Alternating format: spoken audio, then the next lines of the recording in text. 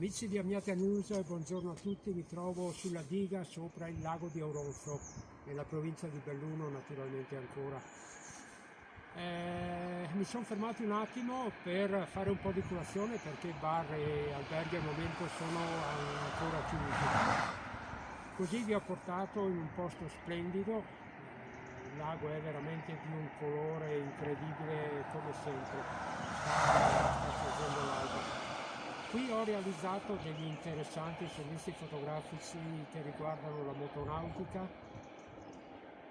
e le corse in salita di automobili. Qui a fianco c'è l'Auronzo Passo Sant'Antonio, poi più su ancora delle gare di bob su pista naturale e delle gare di sled dog che sono le slitte trainate da cani. Più su ancora il campionato italiano di velocità su ghiaccio che riguarda ancora le automobili a 2 e 4 ruote motrici e salendo ancora le partite di polo sul lago ghiacciato di Misurina che magari visiteremo in un prossimo appuntamento. Poche macchine in giro ancora, c'è ancora una situazione incerta.